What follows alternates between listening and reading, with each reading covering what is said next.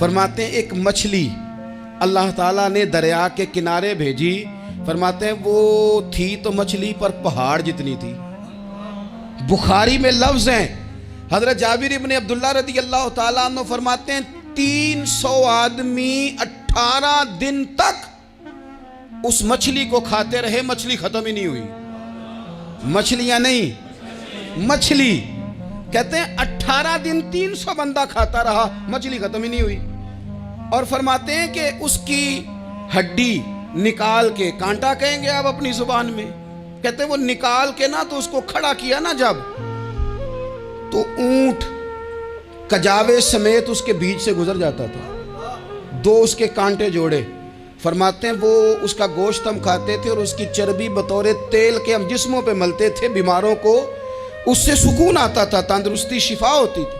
فرماتے ہیں ہم کھایا بھی ہم نے, اور کچھ لے کے ہم مدینے بھی گئے, اور قربان جائیں نبی پاک نے بھی اس میں سے کھایا. ہم نے عرض کی حضور یہ معمہ کیا ہے, یہ ماجرا کیا ہے؟ تو محبوب نے فرمایا تمہارے پاس غذا نہیں تھی, رب نے تمہارے لیے بندوبست کیا ہے, اللہ نے تمہیں دیا ہے. مکان شروع کر لیا, ایک صاحب نے وہ مکان بنانے لگے. آپ وہ حساب لگا رہے ہیں, کہتے ہیں میرے پاس اتنے پیسے ہیں, اتنے میں نے فلانے دوست سے کہنا ہے اس نے دے دینے, اتنے فلانے رشتہ دار سے کہنا ہے اس نے دے دینے, اتنے فلانے سے کہنا ہے اس نے دے دینے. یہ ساری کاپی بنا کے مکان شروع کر لیا. جو روز کہتا تھا نا کوئی حکم ہو جاتے 10 ہی, سب سے پہلے اس کو کہا میاں پیسے چاہیے دین. وہ کہندا ہو کل ہی منڈا ٹوریا ہے, کہتے تو پرسوں 10 داتے لب جانے سن. میں آپ کو اپنے تجربے کی بات بتا رہا ہوں. جن لوگوں کا خیال ہوتا ہے نا کہ آپ سٹارٹ کریں فلانا کام, ہم آپ کے ساتھ ہیں, اللہ کا ہی کوئی نظام ہے, وہ بالکل بھی نہیں ساتھ ہوتے. لیکن ایسا نہیں ہے کہ کوئی ساتھ نہیں ہوتا. اللہ تعالیٰ بڑے اسباب پیدا کرتا ہے, وہاں سے دیتا ہے جہاں سے گمان بھی. ہمارا یہ ذہن بن جاتا ہے ہم ساری اپنے حساب سے چلتے ہیں, اتنے رشتہ داروں سے اتنے, کون آپ کے ساتھ چلے گا, سوال ہی نہیں پیدا ہوتا. یہ سارے کام چھوڑ کے سب سے پہلے 2 رکعتیں پڑھو, اپنے رب کی بارگاہ میں, رسول کائنات کی بارگاہ میں گزارشات اور استغاثے پیش کرو, وہاں سے خیر طلب کرو. دنیا دار کیا دیں گے, کیا دے سکتے ہیں, کیا حیثیت ہوتی ہے کسی. اللہ کہتا ہے وہاں سے دوں گا. تو جو اللہ مال دے وہ لینا چاہیے کہ رشتہ داروں کا مال دیکھنا چاہیے؟ جو اللہ دے وہ لینا چاہیے کہ سیٹھوں نوابوں کی جیبیں دیکھنی چاہیے؟ جو اللہ دے وہ قبول کرنا چاہیے یا دیکھنا چاہیے کون سا آدمی کہاں پہنچ گیا؟ چھوڑو, اپنی مٹی پہ چلنے کا سلیقہ سیکھو.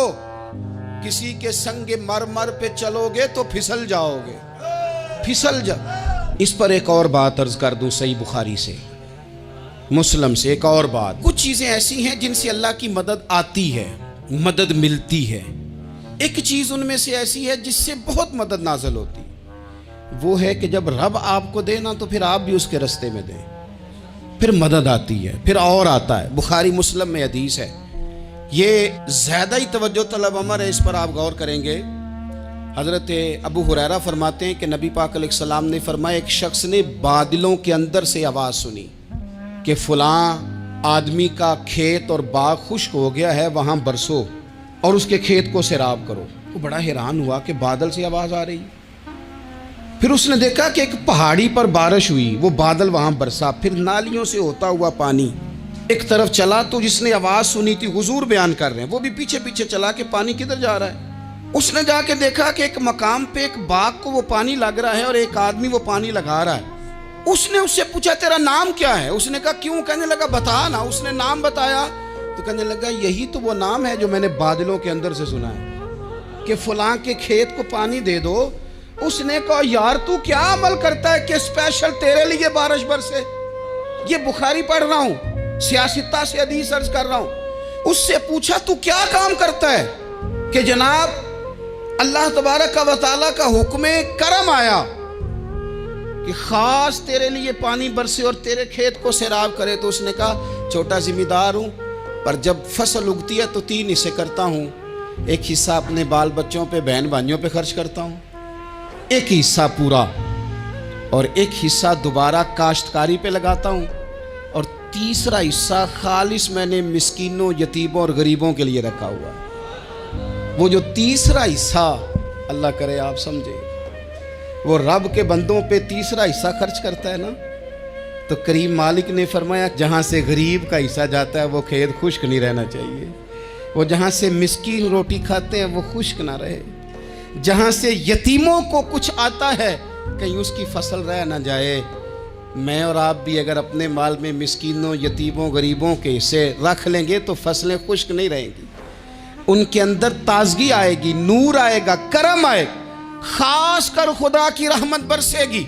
مدد اللہ سے چاہیں، اپنی توجہات کا مرکز رب رسول کی ذات کو بنائیں، پھر آپ محسوس کریں گے کہ بڑی جلدی اللہ تعالیٰ کی مدد آنے لگی ہے۔ کبھی آپ صرف کہہ دیں نا میرا رب میرے ساتھ ہے، اس لفظ میں اتنی طاقت ہے کہ دشمن ویسے زہر ہو جاتا ہے۔ زندگی میں کسی سے بھی لڑائی ہو اچھی طرح سوچ لیں کہ اللہ اس طرف ہے یا اس طرف ہے۔ اگر آپ زیادتی پہ ہیں تو پھر رب مظلوم کی جانب ہے۔